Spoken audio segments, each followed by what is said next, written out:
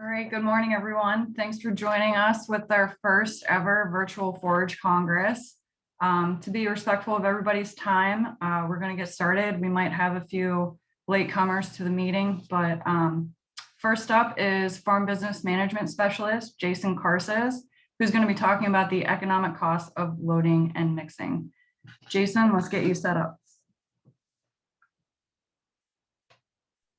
Thanks, Jody.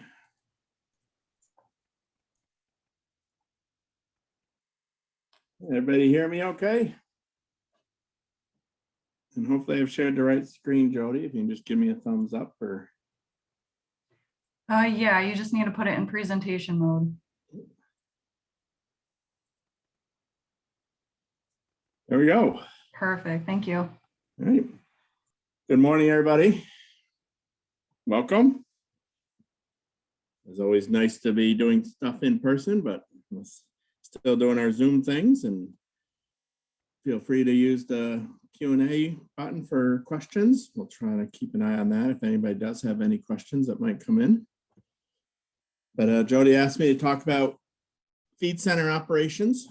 So we're going to be looking at the costs associated with loading, mixing, and delivering feed from various projects that have been done here over the last 5-6 years through the Pro Dairy program at Cornell. So when you think about feed center operations, it's our important daily activity, something we are doing every day, along with the milking and a lot of our daily chores. When we've looked at labor breakdowns on dairy farms, about 10% of the labor on our dairy farms is associated with feeding of the animals. So this isn't crop production or any of that. This is just the daily feeding task. So about 10% of the labor. And we can think about this as an activity center. So the feed center is a primary daily activity. We can start thinking about it in that manner and maybe manage it in that manner. So when we think about it as a cost center, we can assign all our costs to the feed center for the operating and the ownership of the storage, the machinery, the labor, the fuel, the parts, all those different types of things. We can also try to track quantity and quality measures. So how many tons are going through the feed center? And then quality might be things associated with shrink and how much feed is thrown out as refusals, the quality of the mixing, some of these other types of measures. So then by looking at this, we can start analyzing the costs by the quantity that goes through, tons fed, for instance. We can look at it over time as we make management changes, as we reinvest, how does our cost change? We can start assessing quality. Let's say, do we need to be doing something different to improve the quality, even though that may change cost? Like, all right, the mixing time, or do we need to replace a mixer? Do we need to do something different to improve quality of the process? And we can start providing data to management responsible for the activity. So if we have a feed center manager, we have a feed manager, could be the feeder. Now they're starting to get information back to say, okay, what is happening? Is this working the way I want it to? Is it generating the activity, the quality, the costs that I think I'd like to try to get to? So we can talk about that as an activity center, a cost center, but not many farms have adopted activity-based accounting systems yet. So we don't have a lot of farms doing that. However, we do have farms doing that now. So that's where we come in with our activity analysis projects that we've done over the years. And some of you may have participated in these at some point. So we take a snapshot. We ask the farms to track a lot of things to say, what does it look like today? And then if a farm does make a change, they might take another snapshot after that change to compare, to say, did I improve? Did I change my cost, change my performance or not? So with this feed center, we can look at lots of different costs by account. So labor, fuel, repairs, depreciation, interest, insurance. We can do it by activity, feed out, the daily feeding activities, or we can look at storage and filling activities, the feed coming in. We can look at labor by different activity. We can break the machinery down by different activities, and we can break the feed storages down by different activities. So we can really dive into lots of different things, lots of different detail. And we can also try to look at shrink. That's one area that's still having lots of conversations and might need to be trying to do more with at some point. So back in 2014 and 15, 26 farms participated in a project looking at feed out activities only. And then 2017, there's 42 farms that we looked at feed out activities, but also looked at some feed filling and storage, and also started looking or trying to capture something with shrink, although that's still a lot to be done there. And then again, in 2019, there's 13 farms that looked out at feed activities. So this is some of the data that we're going to be looking at from these projects here that have occurred. So if we just put this up here, whoops, on our screen, we have our total costs, 26 farms, it's 2014. Here's our tons fed per day. In the labor was $2.34 a ton, fuel was 99, repairs was 57. So total operating costs was $3.90 a ton. And that's 74% of our costs. So when we think about our tractor and our mixer, our truck mount mixer and our payloader, and then maybe the skid steer for refusals, we have all that machinery investment, but it's actually our operating costs here, which is the largest part of our daily feed out activities at 74%. Then we do have the depreciation, our interest opportunity charge, and insurance costs for another 26%. So it came to $5.20 per ton. And then we ranked it by quartile. All right, essentially 25% of the farms that had the lowest costs, they were $3.15 a ton. To the 25% of the farms that had the highest costs, they were $8.16 a ton. So we had tremendous variation in the costs per ton. And you can look at these charts to see where, like labor, $1.27 to $4.14, fuel 62 to $1.49, repairs 41.89. So we can certainly see where a bunch of these big differences came in. And then if I look at the next one here, and,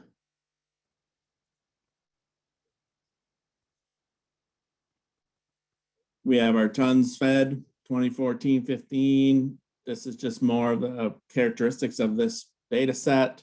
Tons fed per hour, loads per hour. That was an interesting measure, 1.3 loads an hour, but it ranged from 1.21 loads an hour to only 0.93 loads an hour. So then when you looked at how many cows are fed per hour, 152 down to 80 cows fed per hour. So some of these things start impacting the cost. We'll look at some of these graphs here in a little bit more detail. But the labor is a big driver. So here's the total cost per labor hour, just to know, well, what are we paying our feeders? So there certainly is some difference on the labor costs in there, and that's reflected down here on this line down on the bottom. Fuel usage, fuel per load, but more importantly, fuel per ton of feed fed. The average was 0.45 gallons per ton of feed fed, but ranged from 0.31 to 0.73. So when fuel was $1 a gallon, $1.07, $1.10 spot loads over a year ago, less worried about that. Where diesel fuel is going now, will this become a bigger driver? Okay, what's that mean? What potentially can we do about that? So here's the 42 farms from summer 2017. So numbers changed a little bit. The cost did increase a little bit. Went from up to 570, but again, operating costs are 70%. So a little less, but still by far the majority of our costs. Ownership costs are 30%. Very similar range. The lowest cost farms are $3.85. The highest quartile farms was $8.13 per ton delivered. So we still had quite a bit of range there, and we can certainly see where some of the areas show up between the labor, the fuel, and then the depreciation, the investment starting to show up in this range here. So some of those summary measures for those, and I gotta just make sure we got some reason I lost the chat box. In case anybody, oh, there's the chat box. In case anything comes up. Yeah. So, all right, see some questions in the chat box. So the one question there in the chat box is, when we're looking at, this is feeding all the animals on the farm. So whatever the tractor and mixer was feeding is what we captured for tons fed. So it wasn't necessarily who they were feeding fed versus total just tons fed. And then the animals fed is just milking cows. So we do have a little noise in there. Hopefully that answers that question. And this is as fed tons too, for what's being fed, not dry matter tons. So the tons fed per labor hour, 8, but 11 down to 5. So get some of the labor efficiency coming into play and how that labor cost changed. And then it's very similar on the fuel usage, 31 gallons of fuel per ton to 71 gallons per fuel a ton. We did have a little higher fuel costs, or this particular here, I reported the fuel costs, $1.86. Pretty consistent fuel costs across the farms. Did have differences in load size. So we'll look at that here a little bit more also. And we'll talk about percent of mixer capacity. That is one area that did show up impacting the costs. So we go from 65% capacity to 55% capacity as we look at the asset utilization and then loader size. How big is the loader in terms of the yards of the buckets? And we can see that coming on here too.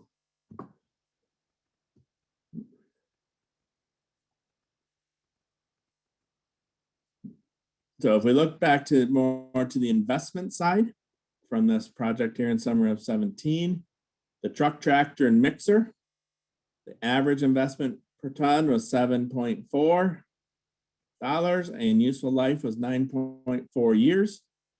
And for the loader, the investment was $5.31 ton, and this is per ton fed as fed basis. And the useful life was 11.3 years. So the loader had a little bit longer useful life than the tractor and mixers. And then when we looked at the farms for their by cost to load, mix, and deliver feed, the lowest to the highest, we can see how the investment changed.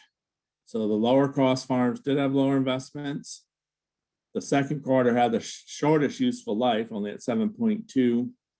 Everybody, the other farms were right around the 10. Then the loader, we do vary a little bit on the useful life, but then the first quarter certainly had a lot less investment. The loader investment per ton fed was the lowest and considerably lower than these two over here. And what this was an indicator of is how many tons did the loader feed. That these farms down here might have had a very similar investment total dollar value in the loader as these farms here. These farms are just using the loader some more hours or loading more tons with it. So if we look at the labor, because that was the biggest part of the cost. Labor is the number of hours times the cost per hour. And then we get into the question of capital versus labor. And we think about the equipment used to load and the equipment used to feed. So we got the loader, and then we have the mixer wagon, the tractor, pulled mixer, or the truck mount. For these projects, we didn't have any farms using stationary mixers. So we can break the labor down into different categories, and that's how the data was collected through the project. Loading was 45% of our time was to load the mixes, and if you look at the different cost per ton, all 40 to 48% of the time. So we don't see as much variation here between the different things, but we do see some. Feeding time, 24% of the time. Cleaning, so this is cleaning of feed bunks, 10.9% of the time. Prep time was kind of a, all right, this is getting the TMR trackers, the feed wash, the easy feeds, whatever they might be using, up to date, ready to go for that day, plus any other like wash the windows or those types of things, just prep time. Shoveling bunkers, 6.5% of the time. And other, just where's the rest of the labor go for the feeder? Those people was about 5.6% of the time. And you can see the variation across the quartiles. And for the 42 farms, very similar, and not a big change in how the labor was allocated between those two projects. So when we think about the labor cost, it's being hours times cost per hour. We really start thinking about or focusing on how many labor hours are we using?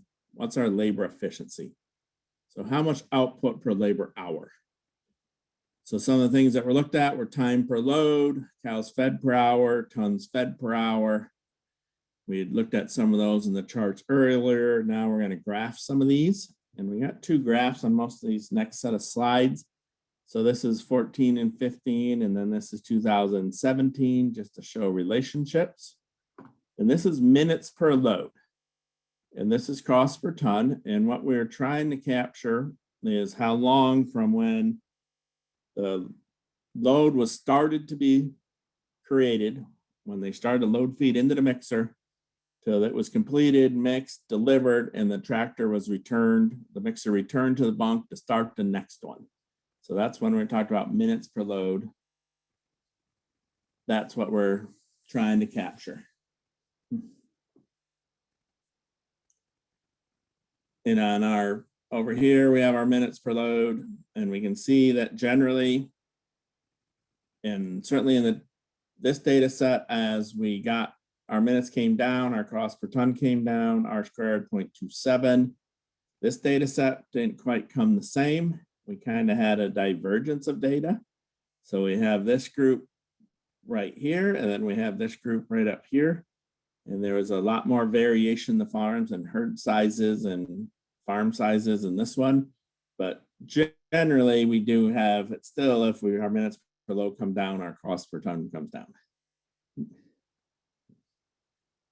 So one of the questions here with our labor stuff is we try to capture all labor. So if there's 2 or 3 or 4 people doing things various times during the daily feed activities, we try to capture that. So there's obviously the full-time feeder, but if someone twice a week helped shovel bunks, we tried to capture that labor. If somebody else was doing refusals, we tried to capture that labor. So it wasn't necessarily done by the same person, but we tried to capture all the labor for those activities. If we look at our cows fed per labor hour, a little bit stronger relationship. As we fed more cows per hour, our cost did come down. And then cows fed per labor hour, both came down here again on the 42 farms. So very similar graphs, both data sets. And then the tons fed per labor hour, again, all very similar things. Is if we can figure out, make management changes, change our designs, whatever it may be, that we can feed more animals per hour, we can bring our costs down. If we break the labor down a bit more, loading labor, in very strong relationship, we bring the loading labor down, both sets of graphs, both sets of data, and then here's the delivery labor. And we can see again, if we can bring our delivery data down, it does lower our costs.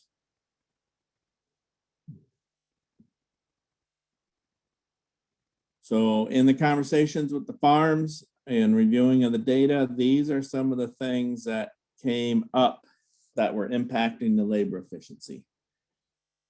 So we had location of facilities. How far was the equipment driving from the feed center, the bunks, to where they had to go to deliver the feed, and also where was all the feed storage? How often did the mixer have to be moved to get loaded?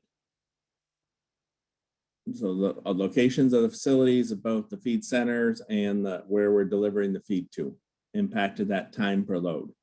Driveways, how well were they maintained? What was the ability for the equipment to move fast, for a lack of a better word, without bouncing around, breaking things, slowing down, losing feed out of the bucket, those areas. The loader, and this question came up on our farms, is it primarily for loading or is it primarily for transporting? And kind of where this question came from is back to location of facilities, where was all the bunks? Was the loader spending a lot of time driving, carrying buckets of feed from wherever it had to go get them back to where the mixer was versus actually loading the mixer? And then more conversations about staging a feed or moving the mixer wagon to different loading spots, or do we need a second loader? Some of these types of questions coming into play. The size of the loader.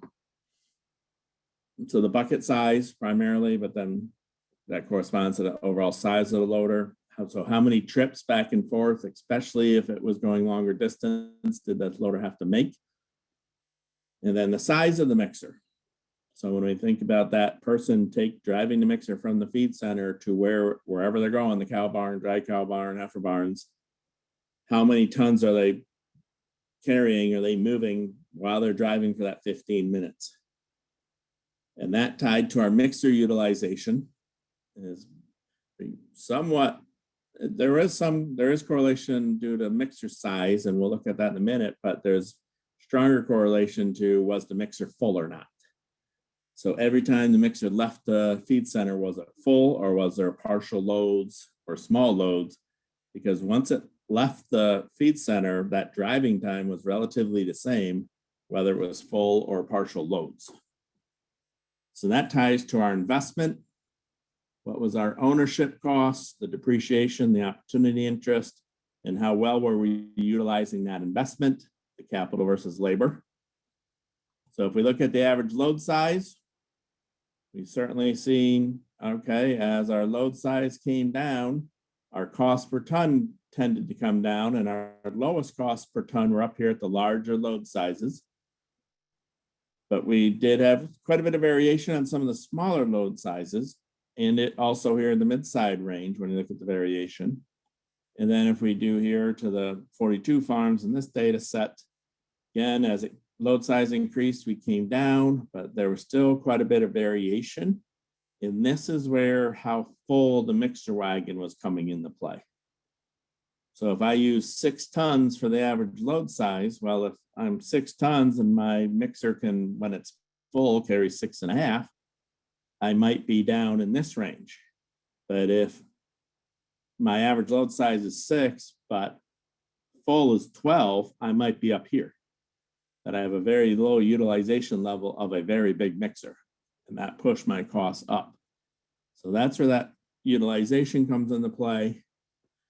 And that's what we try to capture here with percent mixer capacity, that as we increase the mixer capacity, i.e. every time the mixer left the feed center, it was closer to full, we brought our total cost down.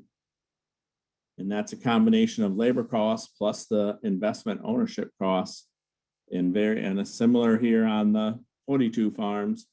Now we did see some tick up here, and again with the bigger data set, more variation across the farms, but again a similar trend if we can bring it down. And then you can look at the investment side. If we're using the equipment more efficiently, if it's full, then my investment per ton is actually lower. So our lower cost per ton feeds tended to have the lower investment per ton on both data sets, and quite significantly because of that utilization part again. We can't talk about the feed center here without talking about shrink, because this is a daily activity we're doing, and shrink is from storage, from feed out activities, many different things. And when we think about shrink, it's what is purchased and not utilized properly. And in our feed shrink areas, we do have the bunkers, the bays, the bins, and then that's our storage losses, but then the actual feed out activities, what might be lost in that manner. And it's becoming more of a management focus. There's a lot more work that needs to be done on this. There's still lots of challenges on how to accurately measure what this might be on farms. We did try to capture some data from the 42 farms when we did that project in the summer of 2017, but there wasn't a rigorous scientific study type approach to what the actual shrink was on the farms. It was more conversations with the farmers, with the feeders on different things to try to come up with what they thought the shrink may be. So on the bunker, they're about $4.42 cost per ton of the feed stored in the bunker coming through that way for shrink. And that was about 11.8% of the shrink. On the grain side was 4.8% of shrink, $1.71 cost per ton. And that was, and this is based on the tons going through that feed storage system and the average cost or the average value of that ton. So in this case, the grains or the commodities or the cottonseed that might be going through there. And then the commodity bins were the lowest, down at 80 cents. And this is again the farmer's estimates, and that was another 2%. So $6.93. Here was the range of what the farms were thinking their shrink was in the different areas. And then the dollar values from 520 to 837. And the only reason I'm bringing this up is when you think of the average was 693, and if we go back to the average cost of our feed out activities was $5.70 per ton fed, and here our shrink might be adding is a lot larger number than that. So then what can the feeders be doing? What can we be doing on the daily activities to lessen shrink, decrease the amount of feed that's purchased and not utilized effectively? So this is the data that we have. That is not as scientific as a project that needs to be done or should be done and what farms are trying to do. So we do have a range of costs associated with loading, mixing, and delivering feed. The investment decisions, when we think about the size of our equipment and size of the mixer in terms of our pen sizes, the loader sizes, all start impacting costs. And then shrink isn't a significant expense. It's still really, really estimated at this point. So we're here at 10:29. And Jody wanted me to shoot for 10:30. So we might have a minute or two for any other questions we typed into either chat or the Q&A section. Great, thank you, Jason. Yeah, as Jason mentioned, if you guys have any questions, you can either type it into the Q&A, which if you just take your mouse or tap on your screen on your phone, the Q&A box is down at the bottom. This recording will be available after. So yeah, we will probably be sending this out to your email once we get the recording back.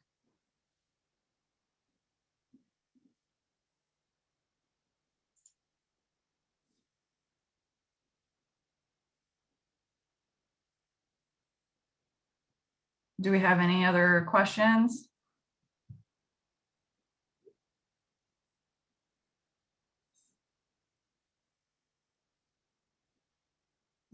So Jody, is the PDF, you're making the PDF available along with the recording or just the recording?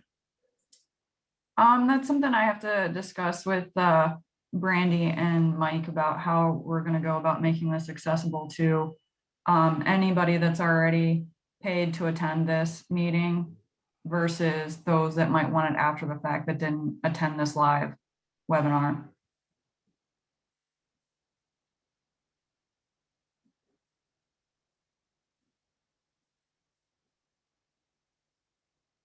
All right, well, it doesn't look like we have any questions. Thank you, Jason, for your presentation. Jason, I believe you have another meeting after this, so you won't be staying on for the duration. Correct. Okay, so if there are any questions that somebody comes up with here after the fact, feel free to message me and I can certainly forward them on to Jason. With that, we will move on. Thanks, Jason. Thank you, Jody. So with that, we're going to move on to our next speaker. It's Joe Lawrence. He's the forage specialist with Pro Dairy. First, we're going to listen to a recording by Tom Kilcer discussing harvest forage, not dirt, how to lose your ash. So I will be sharing my screen and playing this 6-minute recording, and then Joe Lawrence will take it after that to discuss improving harvest management practices. Harvesting forage, not dirt. Ash incorporated into forage can be a major invisible limit to livestock production. Ash levels from your farm can be measured by a standard forage analysis. It is the sum of the original mineral in the plant, original dirt on the plant from splash and flooding, dirt incorporated from disc knives tilling the soil, dirt incorporated from knife updraft, and dirt incorporated from tedders, mergers, and rakes. What's the big deal? It's only a little dirt. With the help of Dr. Sniffen, a noted ruminant nutritionist, we ran a ration that was 60% forage, with half from corn silage and half from haylage. We changed just the haylage ash level from 9% to 11%. The result of this 2% ash level change of just the haylage, you lost 1.9 pounds of milk per cow per day compared to the lower level ash. With 1,000 cows and $18 a hundredweight milk, that is $104,000 a year lost profit. You can make it up with more grain at a loss in profit. We used 9% to 11% or a 2% range. The average range for alfalfa haylage is 4%. Most legume silage is 3.5%. Most grass silage is 4%. And triticale winter forage can range 6.7%. The problem starts with the mower. This new machine on the dealer's lot was set to mow at less than 2 inches. Why did they set it to mow so close? Well, first of all, so you brag to your neighbor on how good of a job it does. You think you want to get higher yields by cutting closer to the ground. You want a clean field. You want to get all that down material, which is poor quality forage to start with. And pride. It's a sign that you're a really good farmer. This comes at a price. The first impact is retarding or weakening the next cutting and the life of the stand. Cutting at 2 inches removes many of the regrowth points, thus delaying the next cutting and allowing weeds to get started. Cutting at 3+ inches for alfalfa leaves those points for a rapid next cutting and minimal weed pressure. Cutting close has a huge negative impact on the yield and the life of the stand of intensively managed grass. Work by Dr. Ray Smith at the University of Kentucky found that even a 2-inch cutting height eliminated 50% of the stand in 1 year. Cutting at a 4-inch height maintained the full stand the entire season. A greenhouse experiment at Minor Institute in New York at a 2-inch cutting height, the reed's canary grass was completely killed and the orchard grass was drastically reduced in its regrowth. Cutting at a 4-inch height, both grew fine, and the reed's canary grass was 16 inches tall in 21 days. You can easily tell if you did it correct. The grass field will be green as this one is when we pull out after harvest. After mowing height, the knife type and cutter drum design have a major impact on ash levels. They're designed to lift and cut all the forage, including lodged material. Any impacted soil is lifted and entrained in the forage, especially those twisted, so they provide a vertical lift to pull the vegetation and any loose dirt up. This is just like an airplane propeller. Some machines enhance this vertical vortex with a high drum design to lift and feed the material to the conditioners. The downside of this feature is that it assures the soil will be entrained in the forage you are chopping. Finally, mowing with conditioners, especially tines, creates significant airflow and continues the entrapment of the soil in your quality forage. As we discussed in wide swath same-day haylage, there is no need for conditioners for haylage. An added bonus is that any dirt loosened by the knives will stay on the bottom of the swath and drop back to the ground, not be incorporated in the forage. Another result of mowing too short, especially with heavy yielding crops like winter forage, is that the tedder has to dig in the ground to get the forage. This throws additional ash into the forage swath. Mowing at correct height allows the tedder to snatch the forage and spread it without adding dirt. Rakes, both by design and by improper operation, can mix significant soil into the forage. Wheel rakes by their nature nearly all run in the soil and fling it into the forage windrow. Rotary rakes with a single axle carrier will dig in high spots while the parallel axle track more uniformly. By setting the mower to the proper bar height and then setting the rake to the top of the stubble, it will windrow the forage with minimal digging in this dirt. Mergers have been a major technological change in bringing forage to windrows. They have fit very well with the move to wide swath same-day haylage. Yet as any tool, they need to be set up properly and operated properly. Many are run too fast and too close to the ground. This results in poorly formed windrows and high ash levels. The machines are designed to pick up the forage vertically off the stubble with no soil subsequently entrained. Driving faster than the normal operating parameter of the machine results in the forage first contacting at the back of the head where the tines are at downward travel angle. It then drags the forage forward horizontally on and in the soil at twice the forward speed of the machine. The tension fingers then throw forage and soil into the air where it's mixed into the windrow. This process can be seen in the forage contacted at the far back rather than the front of this machine. And it resulted in the airborne material at the top of the picture and more soil mixing in the forage. This machine operating at proper setting and forward speed shows the forage contacting the tines at the front of the machine and lifting vertical without mixing in soil or flinging material in the air. With these proper steps of cutter bar height, flat knives, and proper tedding, raking, merging, can result in the forage of low ash and maximum feed quality. Okay.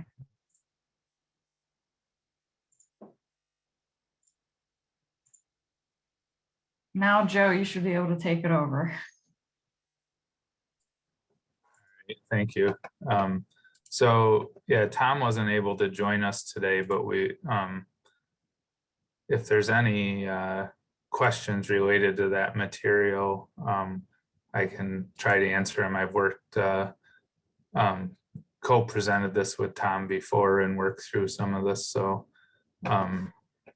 so if there's any questions there to begin with, we can do that now, or if you think of some as we go, we can bring them in later. But then I'm going to shift gears to the corn silage side and share some work that on a study we had over the last couple of years. So we had funding from New York Farm Viability Institute to try to get a better idea of how different hybrid characteristics affected kernel processing and some other parameters of a corn harvester.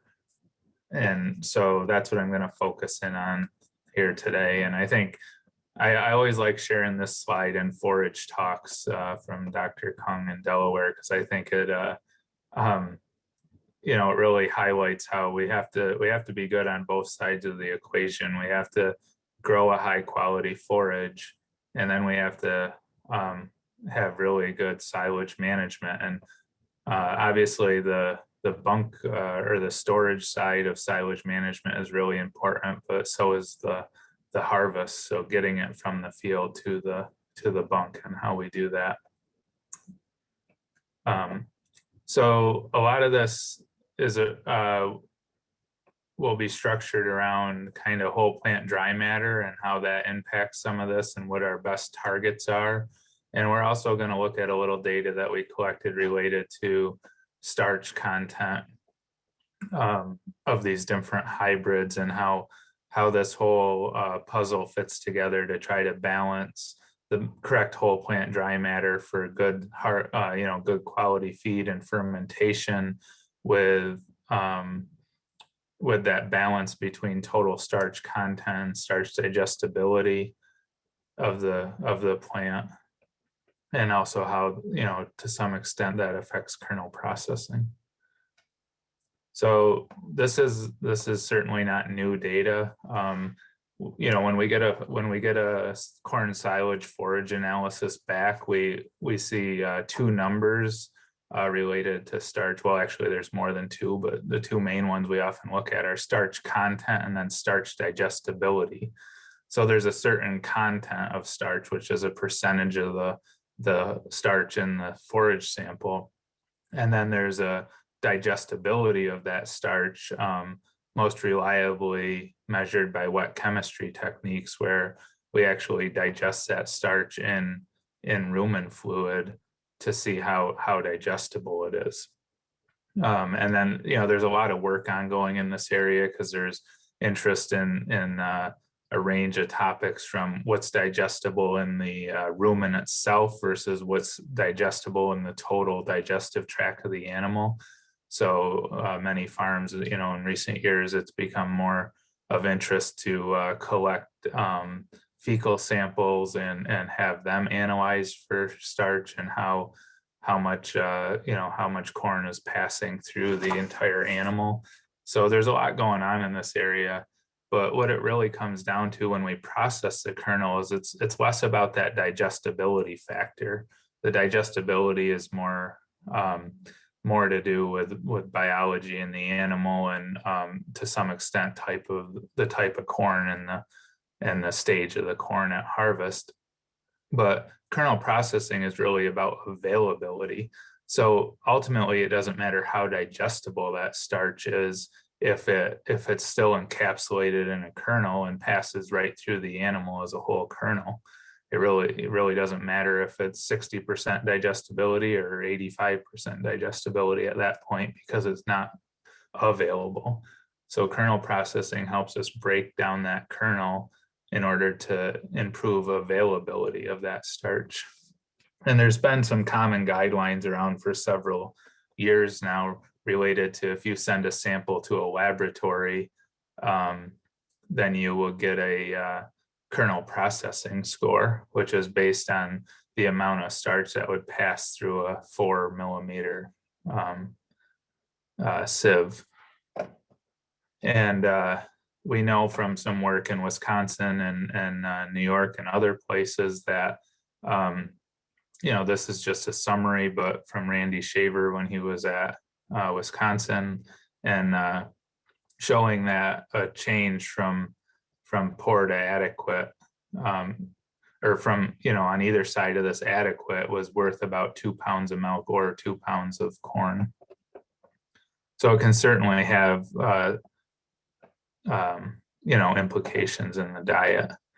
So with this study that was funded by Farm Viability Institute, we were really curious if, you know, one, how much the type of hybrid you had impacted the kernel processing, and two, you know, is there a such thing as over processing, or is there a point of diminishing return in terms of return on investment for trying to get better processing scores? So if we go back here, if above 70 is optimum, then is there really a benefit to getting to a score of something like 80, or should we be happy getting to 70? And how much money might we want to invest in our equipment to get above that score? So to do this, we selected 4 different hybrids with we purposely selected them to differ in characteristics like plant size, because one thing we were interested in was ear to stover ratio. So in other words, how much does that ear weigh relative to the stover in the plant? The relative maturity and how dry it is at harvest. And then we tried to look at kernel type, but that wasn't as effective. So when we did this, we got 2 dual purpose hybrids that were based on the company's ratings, were a shorter statured plant. So you can see they were rated by the companies as 6 out of 9 and 4 out of 9 in terms of height. And then we also had 2 leafy hybrids, which were big, tall leafy hybrids. And you can see the company ratings here of 9 out of 9 and 9 out of 9 for height. So, you know, what we were shooting for here was with the leafies was you'd have much more plant material relative to the ear. And how does that impact kernel processing? And then we selected one hybrid that was shorter in relative maturity for the reason that when we did this, they were all planted at the same day on each farm. The farm planted all 4 hybrids on the same day, and then we also harvested them all on the same day. So in order to try to get a difference in whole plant dry matter at harvest, we used one hybrid that was a shorter season corn that it would be drier at harvest given the same amount of growing season. And these were the actual ear to stover ratios that we measured in the project. So we did accomplish our goal there. The dual purpose ones, so the ear to stover ratio was about 1.5. So that's basically the ear, weighed a fair amount more than the stover, where the leafies were closer to a 1-to-1 relationship, suggesting that the contribution of the ear to the whole plant yield was nearly half, still a little over 1-to-1. But we did accomplish our goal of getting different ear to stover ratios to look at when we ran the harvester through the field. So the next step was we had these plots side by side in the field. On the day of harvest, we set up the harvester to be within normal operating parameters for length of cut and kernel processing score. We had the harvester drive at a constant miles per hour through the field for each plot, so that we weren't affecting, influencing performance or throughput of the forage as we were changing from one plot to the next. So back to these processing scores. So how much did these different parameters affect processing score? Well, we measured a lot of different data on the plants, and we really came down to 2 things that had a significant impact. And that was ear to stover ratio and ear dry matter. So it wasn't even whole plant dry matter. It was the ear dry matter that had the biggest impact.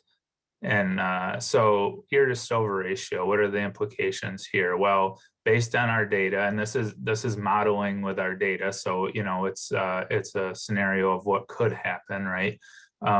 For each 0.1 unit change in ear to stover ratio, it resulted in 1.7 unit increase in kernel processing score.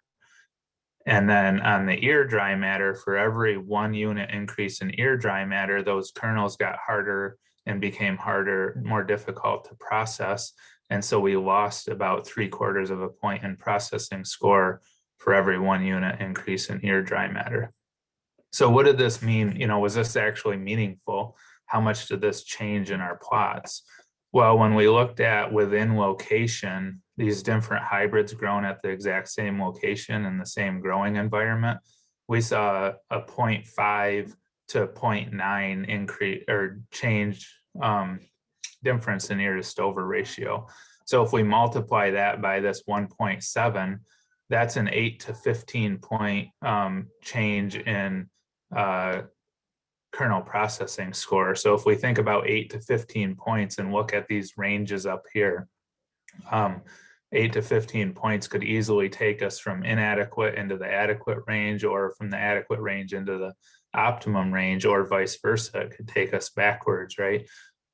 We also saw more range on the low end when we looked between locations, but really the same top end range. So, up to 3 points wouldn't be a big deal here, but up to 15 points. So this is just reminding us that as we change fields, so as we go from one field to the next, and maybe we've planted different hybrid types on the farm, we go from a field that might have been a dual purpose corn that we decide to chop, and then we move into a leafy field. We really need to be paying attention to kernel processing score, because if we move from that dual purpose to the leafy, and we could potentially lose 8 to 15 points of processing score by doing that if we don't make any adjustments, that can certainly be significant. When it comes to ear dry matter, I'll show a little more data related to that in a minute, But, as we think about it, this really has implications as the season changes, right? If we start harvest and the silage is a little on the wet side, then we may be getting okay processing scores. But then we move through the season and 2 weeks later, we're getting into some silage that's much drier. And, if it's 5 or 6 points drier, we could start to see a notable difference in processing score if we're not making any adjustments. So out of all the parameters we measured in this project, these were the two that had the biggest influence. Some other stuff that we learned from the project, and this isn't any new information at all. It was just interesting to look at because it's something I commonly hear on farms relative to starch content. And if we think about starch content, it's a percentage of the whole. So it's just if you take an entire sample of corn silage and just measure the percent of that sample that's starch. And so oftentimes leafy hybrids get kind of a bad rap for having a lower starch content. And the leafies were hybrids 2 and 4 in this study. So the orange and the yellow bars, you can see that they generally had lower starch contents. But does that mean they actually had a smaller ear, or was the starch that was there just more diluted out by more stover? So we had ear weights on all of these hybrids, and we see that it wasn't because, for the most part, that these leafy hybrids had smaller ears. In fact, in a lot of cases, they actually had a bigger ear, heavier ear than the dual purpose hybrids.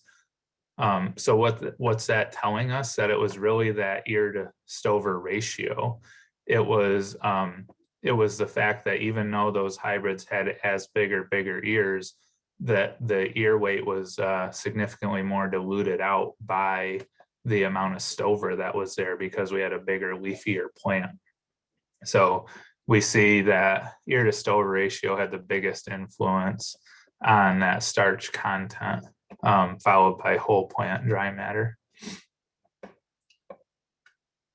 Starch digestibility, we started out talking a little bit about this, and this is just a reminder. This on the right is a slide shared by Louis Freddo he's at Wisconsin now, but we see that consistently in a lot of studies, we see that ensiling time helps starch digestibility. So regardless of what starch digestibility is at harvest, one of the best things we can do to improve the efficiency, of our corn silage is by letting it ferment properly for an extended period of time. On the left is the data from our study, and I just put this out here to show that we saw the same trend in our study over 135 days of fermentation. And also that this is another trend that we see sometimes, that fermentation can close the gap. Sometimes we see where we see bigger differences at 0-day time points. And sometimes those differences will persist through fermentation. So if it starts out higher, it may continue to be higher in starch digestibility through fermentation, but other times we get, a little bit of movement here and we close the gap a little bit.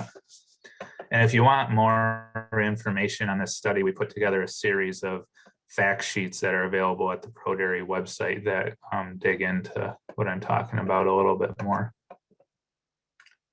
The next thing we looked at with the study, because there's been some suggestions in some popular press articles over the last few years that kernel processing score actually went up during fermentation. So if you took a green sample and submitted it to a lab for processing score, and then took that same silage after fermentation and submitted it to the lab, you would see a benefit in processing score. So this was starting to give producers the idea that perhaps they didn't have to be quite as vigilant with the processing score at harvest, because the fermentation process would forgive some of those sins, so to speak. And again, some data shared with courtesy of Luis that shows a couple studies they did where that was the case, that they found positive changes in kernel processing score just by letting that silage sit in fermentation. However, we did not find that, and I've spoken to Luis about this, and we have some theories as to why. But one thing we see, and generally are in agreement on, is that in our study, there's we did not see any sort of consistent increase in processing score. So these different color bars are the from 0 to 135 days of fermentation. So if we saw that same trend, we would expect to see the purple bar be consistently higher than the blue bar at the beginning. And we did not see that in our study. It did change, some of that could just have been sampling variability. But we did not see a significant change in upward movement. So really where we're at today is still just do the best job you can to get into the mid to high 60s in processing score at harvest, and don't think that you can consistently rely on fermentation to improve your processing score and that starch availability. And just to wrap up, how does this all tie together with harvest and dry down? Well, I'll go fast because I know we're a little behind now, but we often use growing degree days and to look at this and look at dry matter and how this impacts harvest. And this is I just thought this was an interesting reminder from our other corn silage trials that not every growing degree day is created equal. So if you look at most literature and a lot of seed guides looking at growing degree days from planting to corn silage harvest, for 90 late 90s into 100-day relative maturities, you would get kind of this range in growing degree days needed to reach silage dry matters. But you see that we just didn't, there's a lot of inconsistency when we look at the average whole plant dry matter at these plots. So a few times we've just missed the mark altogether, where we've had to harvest earlier than we should have. We didn't have the minimum amount of growing degree days, and that's reflected in the whole plant dry matters. However, then there's other times like this year where we had drought stress at Madrid, and that actually had the most growing degree days, yet the lowest average whole plant dry matter. And we really think a lot of the reason for that is because it was really drought stress prior to tasseling, but then after tasseling, we got some rain that really saved the crop. And you could really see that crop trying to make up ground late in the season.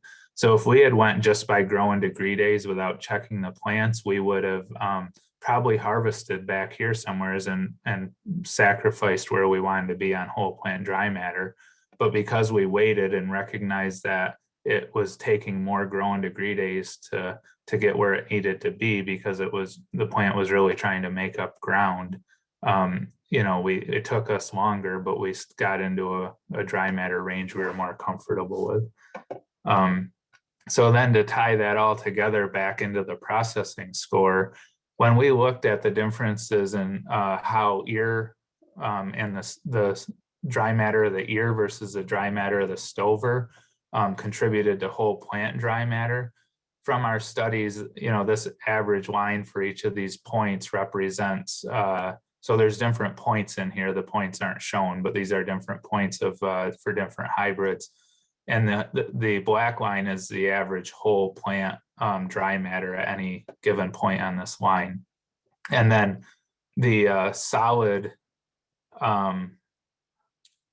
the green lines are 2018, the dotted lines are 2019, and the green and blue are your ear dry matter, and your red and orange are your stover dry matter. So we see in both cases that ear dry matter contributes more to whole plant dry matter than the stover does. However, it did vary by year. In 2018, when we had a nice warm growing season with good conditions for dry down, if you recall, for many of us, we had nice, really healthy green looking plants, but they were the ears actually caught us off guard and got ahead of us. The ears were really drying down fast, even though the plants were still really green and healthy looking, versus 2019, where we were really challenged at dry down and we had some kind of ugly looking dying plants, but the ears were still really wet and the kernels just weren't developing that fast. And in that case, we see where ear dry matter contributed less to whole plant dry matter and the stover contributed more. And so if we think about that implication on processing score, remember, ear dry matter has a fairly big impact, or can have a fairly big impact on kernel processing score. So in a year like 2018, when we had really healthy green looking plants, but the ears ended up being much drier than we expected them to be, we're going to have to work harder to get good processing scores in those dry ears like we had. And we saw a similar trend in 2020 where we had nice green, healthy looking plants for the most part, unless you were in a really drought stressed area. But the ears were much drier than we expected. So just, a reminder to keep an eye on whole plant dry matter and actually test whole samples versus just kind of, doing the windshield check or of plant color or, the milk line check of the ears. We got to kind of combine it all together. So sorry for going a few minutes over. That's what I had, and here's my contact information, and I'll be sticking around. So maybe if there's questions, I can just answer them in the chat, or we can get to them later. Great, thanks, Joe. Yeah, we'll continue to move on, and we should have some time here at the end to answer questions. So with that, let's bring Dr. Jerry Cherney on. He's the professor of agriculture in the plant science department at Cornell University. His presentation is going to be nutritive value and yield of reduced lignin alfalfa cultivars in monoculture and binary mixtures with perennial grass. Jerry? Okay. So hopefully you can hear and see me. There we go. Yes, we can. Okay, great. So I'll maybe try to talk faster and get a little bit caught up. So I was asked to talk about both Harv Extra and alfalfa grass mixtures. I've got my wife, animal scientist, on here as well because she's involved in a lot of this work. Before I get to that, I've shown this before, but the percent of alfalfa seed with grass in New York is like 85%. If you look at the Midwest, it's about 15 to 20%. Nationally, it's probably only 5 to 10% of the total alfalfa acreage in the country is mixed with the grass. So we are very different than the rest of the country, and need more focus on mixtures because nobody else is really doing it. I've got a list of things here. I'd like to quickly summarize the factors affecting alfalfa grass ratios. Some of them are really obvious, but I wanted to have a complete picture here, so I'll go through these quickly. Soil drainage is going to give you more alfalfa. Higher pH, more alfalfa. K fertilizer is going to give you more alfalfa. Grass really doesn't care much for K fertilizer one way or the other. Either manure or nitrogen is going to wind up giving you more grass, and soil compaction will probably result in more grass. So these are soil issues. We look at management type issues. Higher grass seeding rates going to give you more grass. Older stand age, more grass. Higher stubble height, more grass. A higher stubble height in the fall is actually better for alfalfa, catch snow. More cuts per season is going to favor grass. An earlier spring seeding date is going to favor grass. An earlier summer seeding date is going to favor alfalfa. So there's all these things. There's also species and variety differences, which will impact it some, but that's hard to show or hard to explain, but there will be differences there. On top of this, there's environmental factors. Hot weather is going to favor alfalfa. And maybe most importantly of all, the moisture status for 1 month post planting is going to have a dramatic effect on grass. If grass germinates and you go into drought, it's apt to die. Alfalfa can take that and won't necessarily hurt it. So that can be a very major thing in whether you've got a lot of grass or not. And particularly when I show you some of the 2020 stuff we started doing. 2020 was late spring, early summer, very bad for grass establishment because it was droughty in most places. We did a study last year where we actually sampled bunkers daily, or we had the farms do it. One of them was out in Western New York. And so we had 7 farms where we daily collected haylage and also silage and corn silage.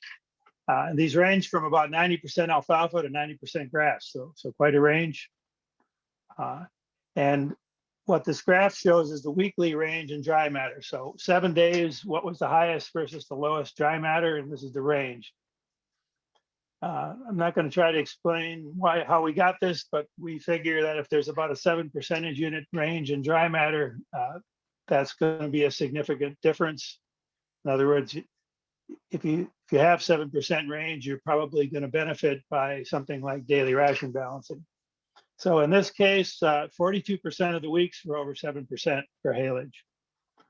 If we look at the corn silage, just for example, just a few of the weeks were over. Corn silage was much less variable. I'm showing dry matter, but this also is true for the forage quality constituents as well.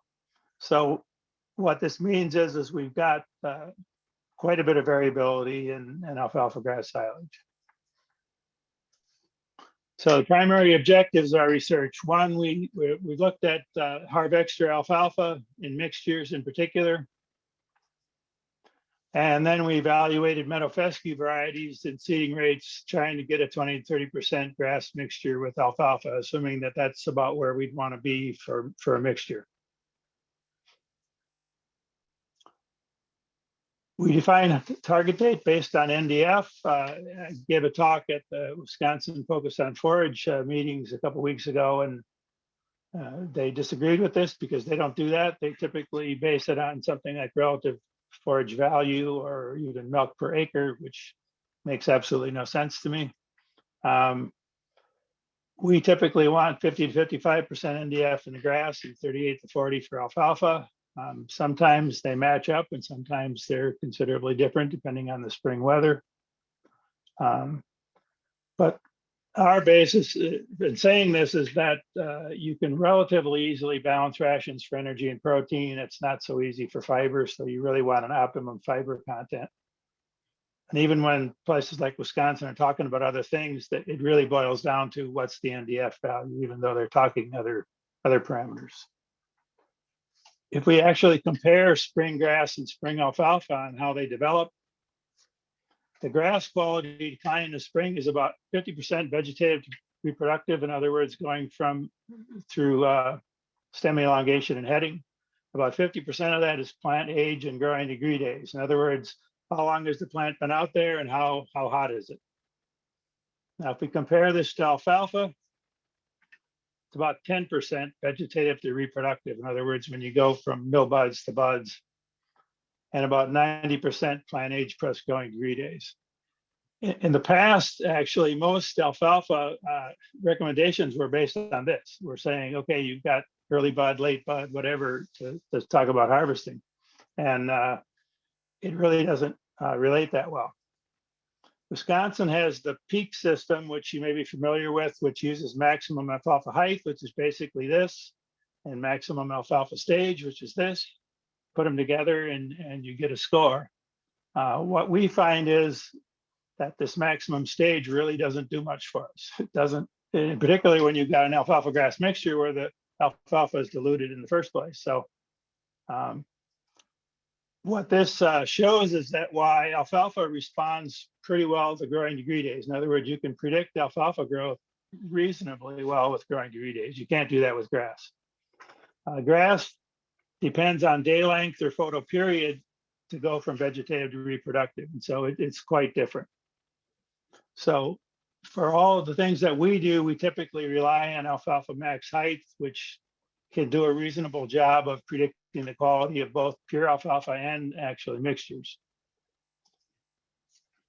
So 2018-19, we had a number of experiments around the state. We had 1 alfalfa, 19 meadow fescues, and Berrien tall fescue in there is sort of a check. It's the latest, about the latest maturing tall fescue there is. So it's going to be probably about the highest quality when it comes to harvesting alfalfa.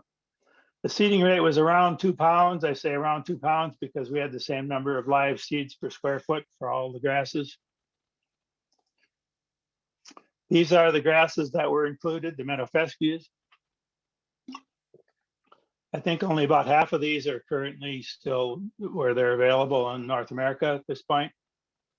There are something like 120 certified meadow fescue varieties in Europe. And so we're just seeing a very few of them at this point, but they keep increasing. From now on, so you know what I'm talking about, I'll use MF sometimes for meadow fescue, TF for tall fescue, HX for harp extra, just so when you see those, you know what they are.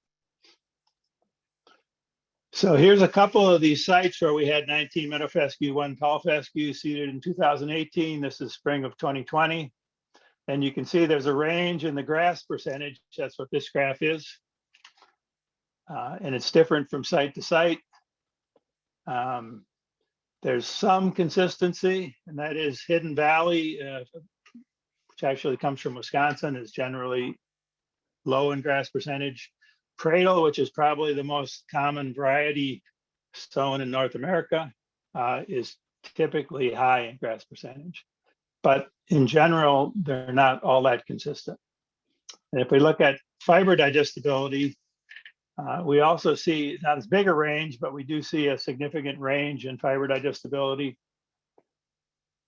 And here's 2 sites where we sampled in Lewis County 10 days later than Ithaca, but the NDF is lower and the NDFD is higher, because that's how much difference it makes from going from Ithaca to Lewis County. There's, again, some consistency. You see Pradle, which was high in grass percentage, tends to be on the lower end for fiber digestibility. The Hidden Valley and Driftless tend to be on the high end. Driftless is a selection of Hidden Valley that Behrenbrug Seeds did and released it. So they're kind of like the same, but if you look at grass percentage, they're not the same. Driftless is typically considerably higher in grass percentage. So there's some consistency, but then you can pick out others, like here's a pair, Barica and Harlequin on the bottom end in one place, on the top end in the other place. And this is typically what we see. There's a little bit of consistency, but in general,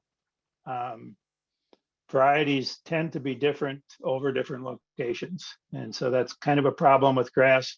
Alfalfa really doesn't do that all that much. Grass tends to do it a lot. And for these 20 varieties, there was even less than a 4-day range in heading date across them. Now, what that means is that heading date or maturity really isn't the reason why these are different in fiber digestibility. If there was a big range in maturity, that would certainly show up in fiber digestibility differences, because these are all sampled on the same date. But the meadow fescues so far just haven't had much range in heading at all. And compare that to tall fescue, where we found like 12, 14-day difference in heading from one end to the other of tall fescue varieties. So we did a couple of studies up in northern New York, 2 meadow fescues, 2 alfalfas, seeded at from a ½ pound per acre of meadow fescue up to 4 pounds. And I got this little squiggle again saying that it's the same number of live seeds per square foot, because Tetrax is a tetraploid. The seeds weigh 2 to 3 times as much as the diploids, which are most of the meadow fescues are diploid. And so we have clearly grass varieties differing in this grass percentage. These are relatively marginal sites up in northern New York, and you can see the grass is quite high in percentage. And this is 1 year after seeding. And it's because as you go to marginal sites, grass is just naturally going to dominate more. The alfalfa is more stressed. Now, the two alfalfas in this study were Harv Extra and Higest, and they had, in some cases, no difference at all. In a few cases, Higest or Harv Extra was better. I think in a couple cases, Higest was better than Harv Extra, and vice versa. What this shows is that as you go further north, you've got an issue, and that is Harv Extra is a fall dormancy 4 cultivar, Higest is a fall dormancy 3. And the border between those two is almost exactly where these two sites were in northern New York. You guys are all fall dormancy 4 pretty much, so this isn't an issue for you. But as you get into fall dormancy 3, you've got that type of variety probably more favored over a fall dormancy 4, and differences just get minimized. And so I think there's a point at which you get up north where Harv Extra isn't going to give you a significant benefit in a mixture. In December, I checked the web, 15 companies I found with meadow fescue seeding rates. So there's a 2 here, there's 2 companies with the same seeding rate. So what did I find? Up to 50 pounds per acre of seed in a pure stand, up to 15 pounds per acre in a mixture. Seems a little high. Our recommendations are a pure stand, something like 10 pounds, a mixed stand with alfalfa, 1 to 2 pounds of meadow fescue. So why the fairly large difference? Well, not one of these 15 companies said that these were pasture seeding rates. My guess is that they're all pasture seeding rates. Whenever anybody gives you a pasture seeding rate, they will automatically jack the seeding rate way up because they think it's nice to have lots of tillers, and high seeding rate's going to give you a better chance at that. So the bottom line is I wouldn't pay a whole lot of attention to the seeding rates on the web at this point. The other thing I found on the web was several new varieties that I'd never heard of before. They're showing up regularly. There's more and more of them. And a few of them also said out of stock. This was more of a problem the last couple of years. I think it's less of a problem now, but there was a seed shortage of meadow fescue for quite a while. So this is kind of what we should be looking at for seeding rates as far as I'm concerned. We're not talking pasture again, we're talking about hay haylage. So in 2020, in spite of the pandemic, we managed to get out and get eight farm sites seeded with a study. One of these actually, Heather Darby seeded in Vermont, in northern Vermont, so one of them's over there. We had 1 alfalfa, 10 grasses at roughly 1 to 2, 3 pounds per acre. Again, roughly because they were all the same number of live seeds per square foot. Because again, in this case, we had 3 tetraploid varieties. I think only one of these is currently sold in North America. The other 2 are probably on their way. Several diploid varieties. And again, we use berry-hand tall fescue in comparison. So we picked these to have a range in potential grass, both by variety and by seeding rate, and hopefully a potential also in fiber digestibility differences. So we put these either in a prepared seed bed or a couple were interseeded into Roundup Ready alfalfa seedings. This particular picture actually is the Madison County site. This farm has super fertile soils. I think a little over 3,000 cows on that farm. So spring 2020, we interseeded meadow fescue into a new seeding of Harv Extra at Table Rock. This is where pure Roundup Ready alfalfa is planted in the spring. It could also be planted in the summer, late summer. Spray with Roundup and then interseed grass into the alfalfa. We did put a study in here. You can almost see it. Just kidding. You can't see it at all. We're still looking for it, actually. This is a late summer picture. This alfalfa was so beautiful and lush that it was starting to lodge. I did not see a single grass tiller in this field, and the rest of the field was planted with interseeded with meadow fescue. What that means for this year, it's not clear. We did find 2020, of course, that if you got a dry late spring, early summer, that's very hard on grass establishment. So we have some sites we planted early and we've got quite a bit of grass in them in the fall, and some that look like this where we can't find any grass. So what's going to happen next spring? I say meadow fescue sleeps. If you've looked at the current issue of Progressive Forage, they've got an article on warm season grasses, and there's a saying for warm season grasses: first year they sleep, second year they creep, the third year they leap. And actually, we found that to be pretty much true with warm season. If we modify that for meadow fescue, I'd say the first year it sleeps, the second year it leaps. We've had stands that were 5 to 10% meadow fescue in the fall, 30 to 40% meadow fescue the next spring. So what's this stand going to look like this spring? I don't know. There might not be any grass in it. Who knows? I think there will be some grass in it. I think we'll be able to find our study. Good luck with that, probably. But when we do this interseeding, we're even more relying on having reasonable moisture conditions as far as getting the grass going. But the grass really does tend to move slow the first year, and then really seems to take off for us. And that's more so as the farther north you get. Meadow fescue is really a northern crop. It's most of the meadow fescue in the world is in Canada or Northern Europe. So we're also going to interseed meadow fescue this spring into last fall seeded Roundup Ready alfalfa, both in central and western New York, and see what happens. Not sure anybody has done this yet, maybe, but we're going to try it in any case. So the issues with this is does it really pay to utilize that Roundup Ready trait? It means extra trips over the field. You have to spray Roundup. You have to plant the grass separately. There's going to be some added risk to the interseeding because you're planting twice, and also because you're interseeding into another crop.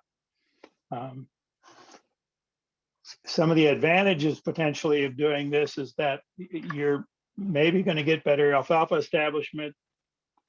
You're probably going to have a more consistent, higher quality forage in the seeding year. Probably not in the next year, but in the seeding year, certainly.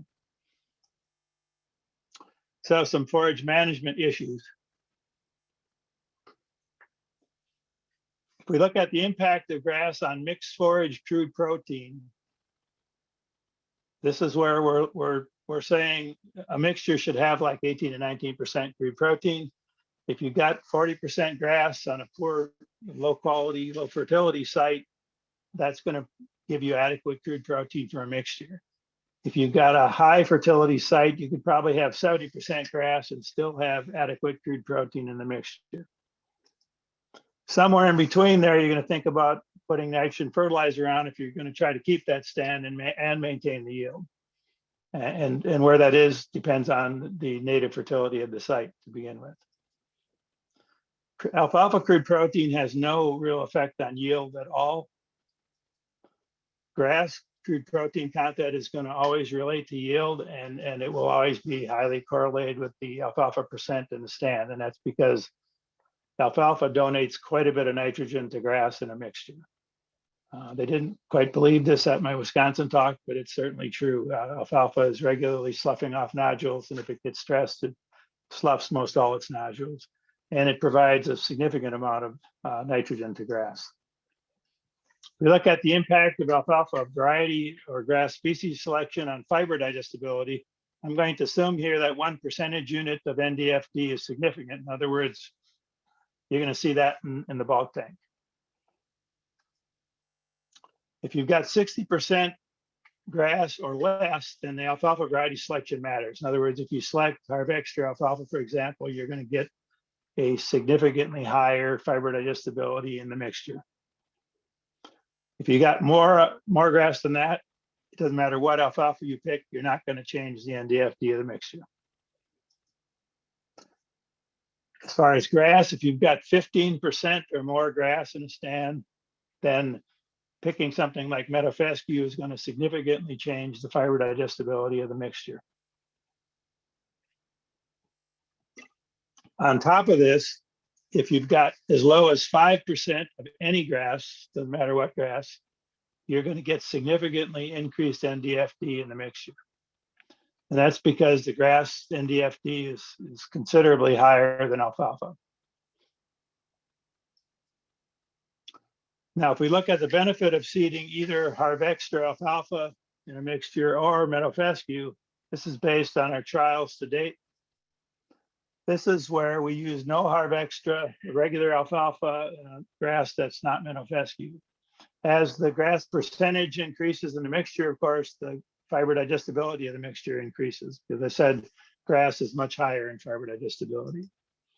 If you throw in Harvextra, replace the regular alfalfa, this is the increase you're going to get in mixture NDFD. And of course, you're going to dilute it out as you get more grass in the mixture.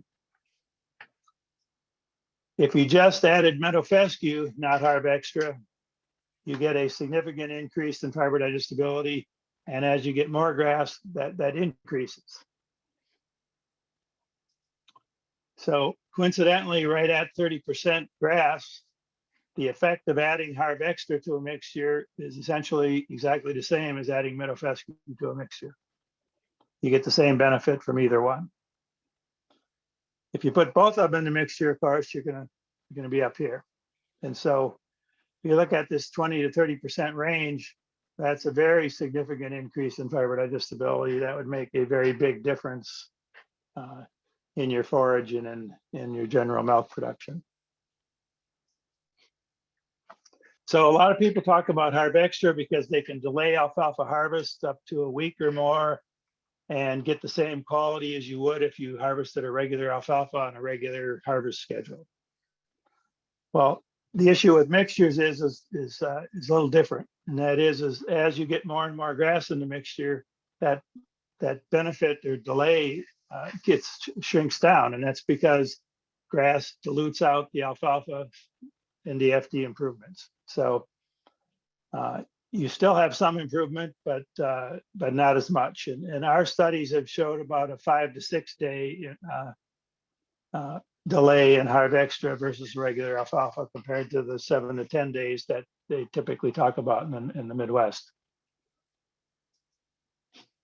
Now, talk about the spring decline in fiber digestibility. These are studies I did with pure species, in this case, 8 tall fescue cultivars. Had about a 1.2 percentage unit drop in fiber digestibility per day. And if we look at alfalfas, we had higher than normal, actually, about a 0.9 percentage unit drop per day. And you can see, of course, this fiber digestibility is quite a bit higher in alfalfa. These are all tall fescues. If they're meadow fescues, they'd be up here someplace. They'd be the same line, but they'd be pushed up higher. So on average, for us, grasses decline about 1 to 1.5 percentage units a day. Alfalfa on average declines about 0.5 to 1 percentage unit a day. So we could put these two together and say roughly we're going to lose about a percentage unit, give or take, of NDFD per day that the crop sits out there past the optimum harvest time. And what did I say before? That 1 percentage unit is significant.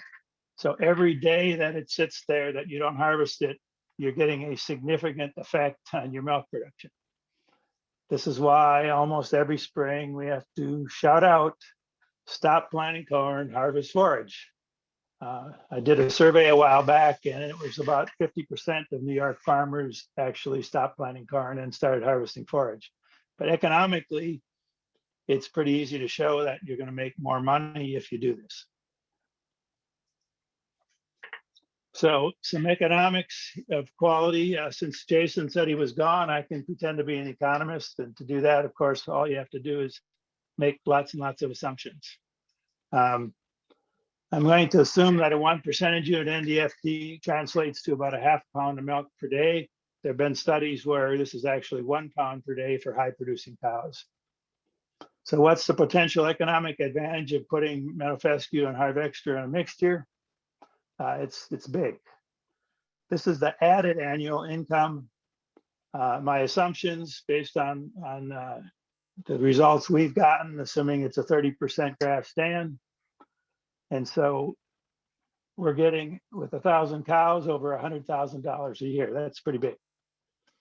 These differences also are something that's farm size neutral. In other words, if you got 100 cows, you got 1,000 cows, you're going to get the same benefit per cow.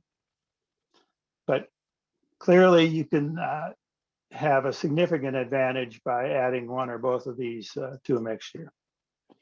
So to summarize, Harvexter alfalfa, many companies now have a version of it.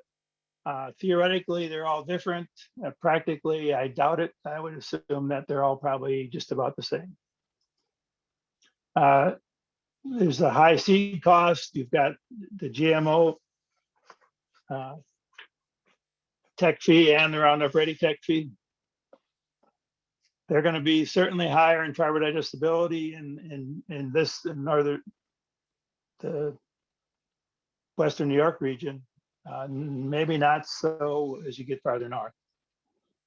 They're generally similar in yield, sometimes a little higher or a little lower, but pretty much the same. And of course, they're great for weed controlled and pure stands and potentially in mixed stands if you want to seed twice. You can delay harvest and maintain the quality, particularly again with pure stands. It's not quite so good with mixed stands. Meadow fescue, almost all of it is grazing in the world, actually, and again, Canada and Northern Europe.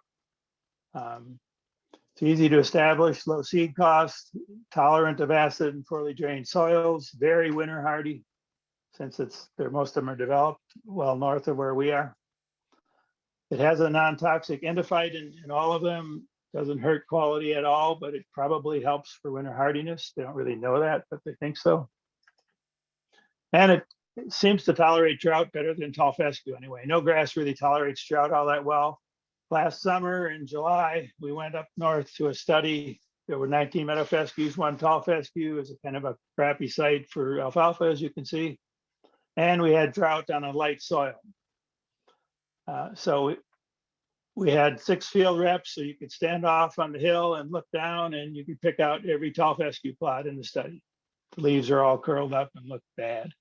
Some of the meadow fescue wasn't quite this good, but none of them look like this. So apparently meadow fescue is more drought tolerant than tall fescue. Again, no grass is really all that drought tolerant. So to summarize, Harvexter types, are they worth the investment? I'd say you need a minimum of 60% alfalfa on the stand, probably even more to make it worth the investment. Is it worth utilizing the Roundup Ready trait? That maybe depends on weeds. If you've got a lot of weeds, you can certainly get rid of them. If you don't have many weeds, then you have to decide whether the benefits are worth the extra trips. You generally manage the stand to maintain alfalfa. And so we're trying to keep the alfalfa in these stands because that's the thing that's going to be going out. With grass, meadow fescue is currently my choice. Whatever grass, you should probably pick the latest maturing grass variety that if you can find one, because that's going to match up the best with whenever you want to harvest alfalfa. And grass variety results really vary by location. And I think I'm last slide here. Pros and cons quickly. There's less winter kill with mixtures, longer stand life, less traffic damage, fewer pests and disease, improved soil health, less erosion, often higher yields, particularly if it's a high fertility site, not so much if it's a low fertility site. Less animal disorders like DAs. The big con is variable forage quality. And that's the one you got to worry about. That's going to require more management. You have limited weed control, of course. And then you've got the issue of the bundling of Reduced-Lignin and Roundup Ready. I've been told that the companies will never, ever, ever, ever separate those two. So you're going to have to pay for that Roundup Ready tech fee, and there's a fair chance you won't be able to get anything out of it. So put this all together. Our primary goal is to maximize homegrown, high-quality forage and backs. That concludes my talk. Maybe we can deal with questions later because I went longer than I thought I would. Back to you, Jody. Thanks, Jerry. That was a great presentation. Yeah, we'll take questions here at the end. That way we can let Dr. Virginia Moore start with her presentation. So thanks again. That was a great presentation.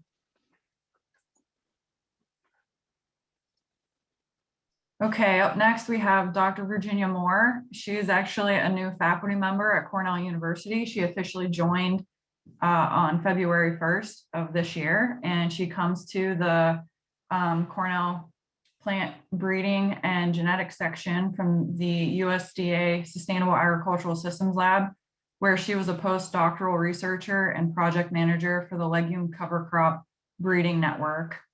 And today she will be talking to us about cover crop adoption on dairy farms. Virginia. Thanks, Jody. Excited to be joining everyone today and meeting you all, starting to get to know the farming community here in New York. I'll just share my screen real quick. All right, are you seeing it? Yeah, we can see it. Okay, great. So yeah, as Jody mentioned, I'm new to Cornell as of last month, and I'm the new forage breeder at Cornell. So Don Byans, as I'm sure most of you know, is retiring, and so I'll be taking on the alfalfa and forage breeding program, and looking forward to learning a ton from all of you in the coming years. And I'm going to be talking today mostly about some work that I did over the last 2 years in my position as a postdoc at the USDA, which Jody mentioned. And that position was focused on cover crop breeding. And I was based in Beltsville, Maryland, but led this national network focused on cover crop breeding. And some of that work has actually happened here at Cornell with Matt Ryan's program and the Crop and Soil Science Department. And the presentation I prepared today includes kind of an overview of this breeding project and the progress we've made, but also I've tried to highlight information that I think is particularly relevant for New York dairy and livestock producers, and I hope it's interesting for all of you. And so I guess first, if folks don't mind just putting in the chat box where you know, your affiliation and where you're coming from today, just so I know who's in the audience. I don't think while I'm in presenter mode, I don't think I can actually see the chat box, but I'll look at it once I stop sharing my screen. That would be really helpful for me. And yeah, just a little bit about my background so you can start to get to know me. I did my graduate training at University of Wisconsin. And before I was a plant breeder, I did my master's in agroecology and agricultural economics. And that's kind of, you know, a different world in some ways than plant breeding, but my master's thesis was focused on farmer adoption of cover crops, and that work really influences what I do now and how I think about plant breeding. I'm really interested in understanding the barriers to adoption of sustainable practices and using plant breeding to help make it more kind of technically and economically viable for farmers to use sustainable practices like cover cropping. And I did my PhD also at Wisconsin in an applied sweet corn breeding lab, followed by a short stint as a postdoc at Wisconsin focused on farmer engagement around practices like interseeding, reduced tillage, and you know, things revolving around soil health practices. And then I did this 2-year postdoc at USDA managing the National Cover Crop Breeding Program, and that's the work that I'll be talking about today. So before I get into our work within the breeding network, I'll give a little bit of context where we are with cover crop adoption across the US.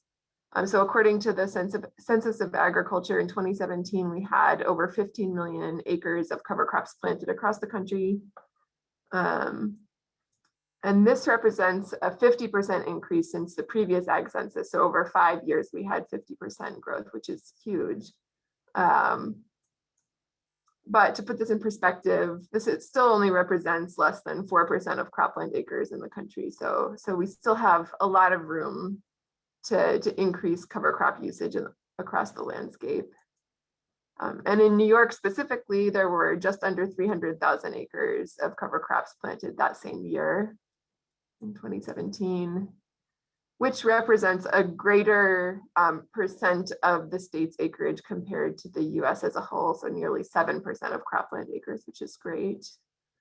But the growth was a little bit slower over that 5-year period. So 37% as opposed to 50%, but still, impressive compared to a lot of the country. And there's a number of barriers that I hear about from farmers when it comes to using cover crops. And I'd love to hear from you all about your experiences, either, in the chat box or in interactions over email or phone for now, and hopefully at Field Day is another in-person thing soon. But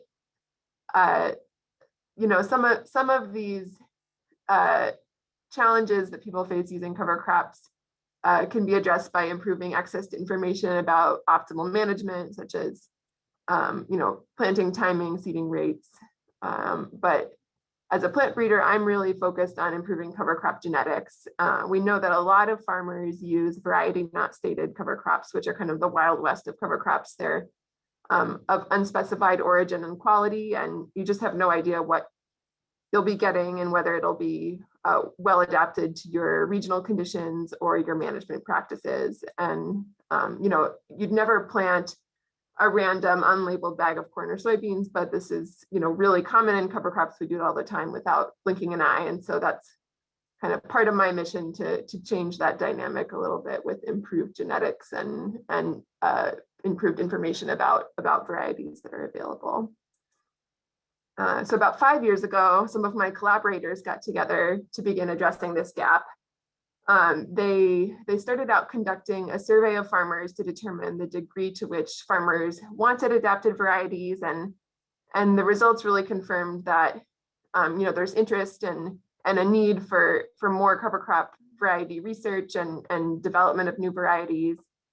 They found a significant number of farmers would be willing to plant more cover crops if they had adapted varieties, and even some that would pay more for seed if they had those improved varieties available to them. So we took this as, a sign that we should continue with this work, and that plant breeding has the potential to enhance overall adoption of cover crops on the landscape. So we got to work, and 5 years later, this is the team that we've developed. We're a nationally dispersed network of plant breeders, agronomists, agri-ecologists, and farmers at a wide range of institutions. And we have breeding nurseries both on research farms, our research stations, and on farms, primarily in the Midwest and the East Coast. But we also have we work closely with the NRCS plant materials centers to do seed increase and trial our varieties, and that's at a much wider range of sites, including sites in the South and the West Coast. And I think that this is a really powerful way to do our science and our breeding. We're able to develop varieties that have wide adaptation as well as regionally specific material. And we're also developing, a large data set to better understand the zones of adaptation for different cover crop varieties. And as we were deciding how to structure the breeding program and what species to work on, we looked at the National Cover Crop Survey, which is conducted by SARE. And these are the top cover crop species that SARE has identified in terms of total acreage across the country. And so we decided we wanted to focus on legume breeding because of some of the unique benefits of legumes, like nitrogen fixation and things like forage quality. We also saw some opportunities to make big improvements using plant breeding. For example, the legumes tend to be less vigorous and competitive as seedlings, so we could improve vigor in these crops, and they're also often less winter hardy compared to some of the cereal cover crops that farmers plant. So that we decided to work on legumes with the hope that we could enhance cover crop diversity and function on farms. So we decided to focus on these top 3 legume cover crops, which are crimson clover, hairy vetch, and winter pea. And in this survey that we conducted, we also identified the top traits that farmers thought were most important for us to work on and improve. And so that's really guided the work that we're doing. So the majority of our breeding efforts has been on these 3 winter annual legumes that I mentioned. And across the species, we're interested in traits like high biomass, early vigor, winter hardiness, and flowering time. There's also some crop-specific traits that we look at, like disease resistance, which is perhaps more important in winter pea than in the other species. And in hairy vetch, we're actively selecting for soft seed and reduced shattering to reduce weediness in the species. And I'll talk about that work a little bit more later. So we have active breeding programs in these legumes. We also do variety trials in the small grains and brassicas, and have a little bit of rye breeding that we're doing focused on allelopathy and weed competitive ability at several of our sites, and we'll be increasing that work in the future, including breeding nurseries in New York in the coming years, which is very exciting. And just a second, Jody, I see it's almost noon. I just want to check if it's okay if I go a little bit over, or if I should pick out some highlights for my presentation. You can keep going. Okay. If anybody has to log off, I understand. Yeah, I won't be offended. Yeah, and feel free to reach out to me if you have to leave but want to know more about this work. Okay, so yeah, these are the crops and the traits that we're focused on. And we have breeding sites, breeding nurseries at multiple sites, again, in the Midwest and the Eastern US primarily. And we do also have advanced line testing. We're in our 3rd year, so that started in 2019. And again, those sites are more widely distributed across the country, including the Western US, in addition to the Midwest and East, where we have our breeding nurseries. And yeah, I'll just highlight some of the traits that we're working on, especially ones that I think are most important for New York and for livestock production contexts. So one of our most important selection criteria, especially for New York, is winter survival. So, particularly at our northern sites, if a cover crop doesn't survive the winter, it's not of much use. People are planting these cover crops in the fall after their cash crops come off. They need that cover crop to be able to establish in the fall well and make it through the winter. And so, as plant breeders, we really like to see a year like this that you're seeing in the slide, where we have only 9% survival. That's a great selection year for us. So we're really identifying the most winter hardy individual plants to select and create new populations. But there's a really big challenge in finding those ideal selection conditions. Winter conditions are, of course, really variable and unpredictable. We have a lot of site-to-site variability and year-to-year variability. So we frequently either see complete survival of our plants or complete death. And so we address this challenge by planting many nurseries and many trials at many sites every year, in the hopes that we'll have at least a few sites that have those ideal conditions, so we can see differences between varieties and do good selection. And then another way that we address that challenge is by working on controlled evaluations of winter survival using growth chambers. So we mimic the winter conditions that plants might experience and identify some of the key traits that would confer winter hardiness. And so this work has really been pioneered, especially by former graduate student Nick Weering, who's now a postdoc, and he's done this work at University of Minnesota. And so he's been doing these controlled screenings both in winter pea and in hairy vetch, and has evaluated a bunch of traits that are associated with freezing tolerance and has looked at things like gene expression during the cold acclimation and deacclimation periods. And beyond winter hardiness, across all of our sites, probably the most important trait is biomass production, because it controls a lot of the ecological and agronomic benefits that cover crops provide. And we've found that location is by far the biggest driver of biomass production, which makes a lot of sense given the diversity of our locations that we test. So our southern sites like North Carolina and California produce much more biomass than our most northern sites like Minnesota or North Dakota. And that's regardless of the species or variety that we look at. The location is a big driver. Nevertheless, we do see differences among species. So hairy vetch in general has been our top biomass producer. And we also do see some standout varieties within each species. And for today, I'm just going to highlight the results from our hairy vetch breeding program. We've made real strides in all 3 species that we've been selecting, but the progress is pretty dramatic in hairy vetch over the last 5 years, and I'm really excited about the things that we're seeing. So these results are from Lisa Kissing-Kusik, who's a research scientist at the USDA Dairy Forage Center in Madison, Wisconsin. And she manages the vetch breeding program and conducts analysis for that species. So as I mentioned, we started conducting advanced line trials in 2019.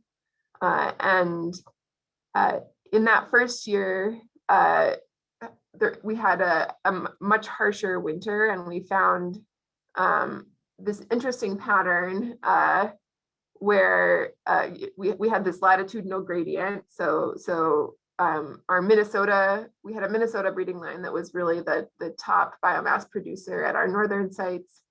And then a Wisconsin line at these mid latitudes that was producing the most biomass, and a Maryland line that was producing the most biomass at the southern locations, which makes sense that you can really see that we're developing regionally adapted lines. And but you can see that across all of the sites, it's a breeding line that's producing the most biomass, and not just one breeding line, but you can see like the highest ranked commercial check, at the mid latitudes is ranked number 7. So there's 6 breeding lines that are beating all of our checks, and and that's true at the other sites as well. Like in the northern region, the top commercial material is ranked 8, and in the south ranked 9. So this is really a testament to how well we're selecting and improving hairy vetch compared to commercial material. So this is really exciting. And then in 2020, we see a totally different pattern. The latitudinal gradient disappeared, and this was a warmer winter. And we saw that a North Carolina breeding line was the top performer at the vast majority of our sites. So we can see that year-to-year variation is huge. Different material is performing best, but depending on the year. But again, we see that the breeding lines are way outperforming commercial material. So we're currently in our 3rd year of testing, but given the strong results that we're seeing, I'd expect 1 or more hairy vetch variety releases in the very near future out of our program.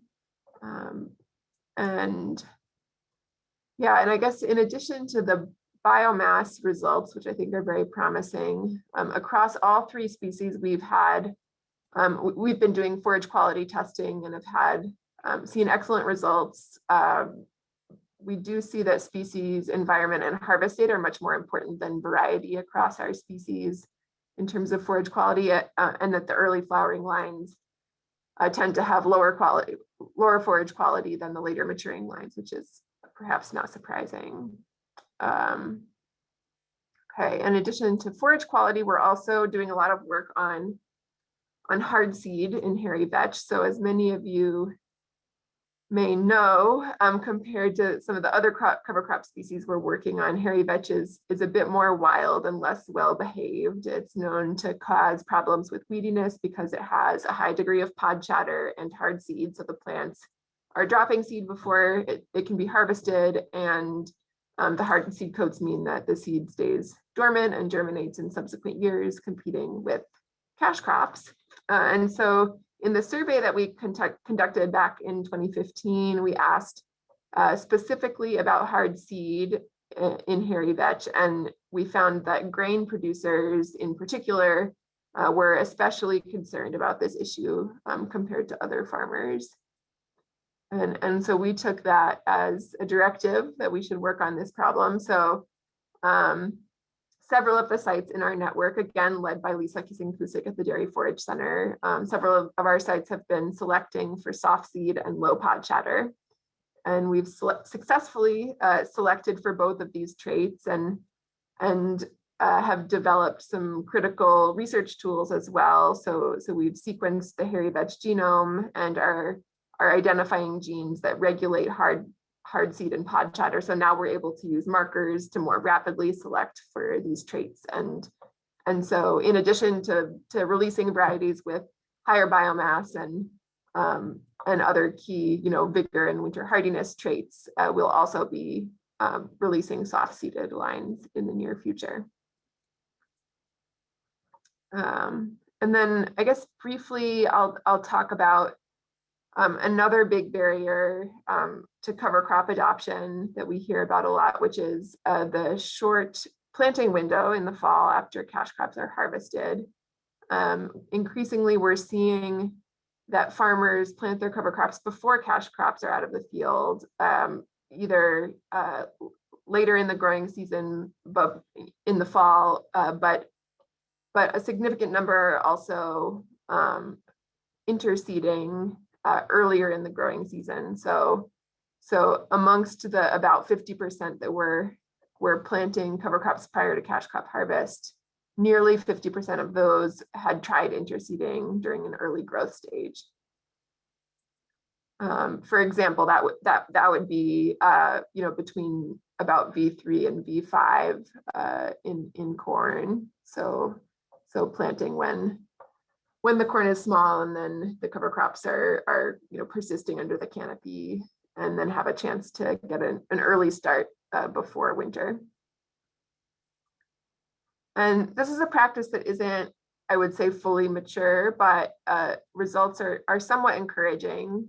Of the farmers that were trying interseeding, a significant percent said that they had at least some success and were going to keep using interseeding as a planting approach. Some said that they were still experimenting, and a relatively few number had poor results and were not planning to continue interseeding. So at least worth continuing to try for most growers.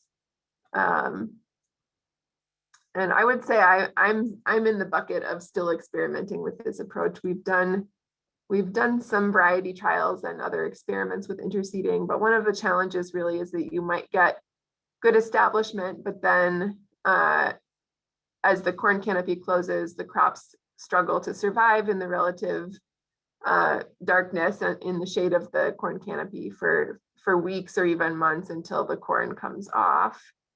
And so as a plant breeder, I'm always thinking about the cover crop genetics and how we can improve the system and make it more viable. So as a postdoc, I worked on projects focused on developing shade tolerant cover crop populations for use in these systems.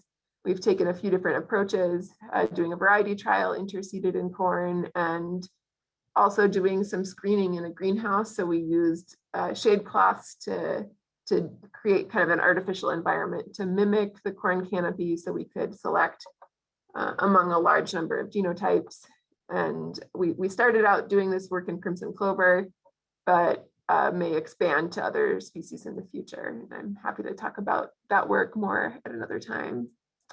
And so I guess I'll just wrap up and say that, I don't know how many people are able to stay on and chat, but you know, either now or in the future, it would be great to hear from you all about the biggest challenges you see in using cover crops and what species you're the most interested in and what traits might be of interest in a breeding program for you specifically. And so I guess I'll wrap up and just thank my many collaborators on these projects and funders that have supported this work. And I'm happy to take questions. So I'll stop my sharing now. Great. Thank you for your presentation, Virginia. It was great. Yeah. Yeah, so, you know, going back through any of the presentations, do we have any questions for any of our presenters?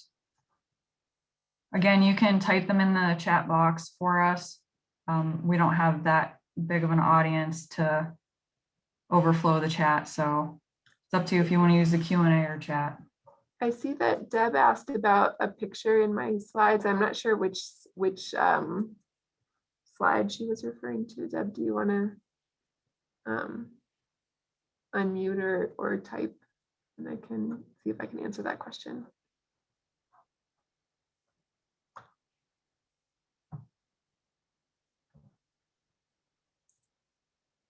Deb, can you type in the chat which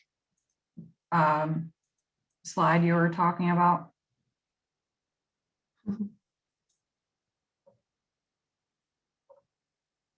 Yes, this was recorded, so we will be able to send it out to those who have attended today, and you guys can review it.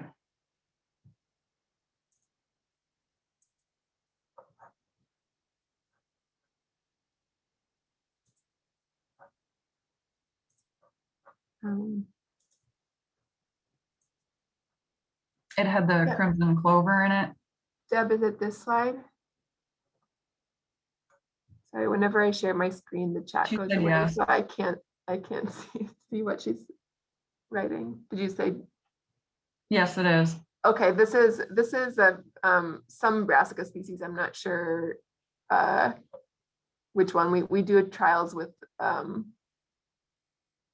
like 5 or 6 different brassica species. I'm sorry, I'm sure I can find that information for you at another time. I apologize.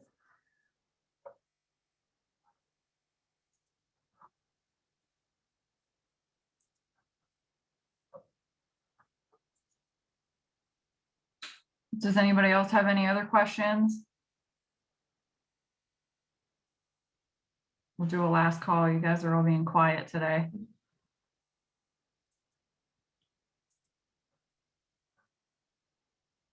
All right, if not, you can follow up with me via email or phone call, text if you have any questions. And like I said, we will be putting this up on online for you guys to access the recording again. And you can see here that Brandy just put up the CCA credits, so you can use the QR code to access that. We appreciate your attendance and support of our program. And again, thank you to all the presenters. You had great presentations. So with that, yeah, go ahead, get your CCA credits tracked, and again, contact me with any questions, and I look forward to working with you guys this year.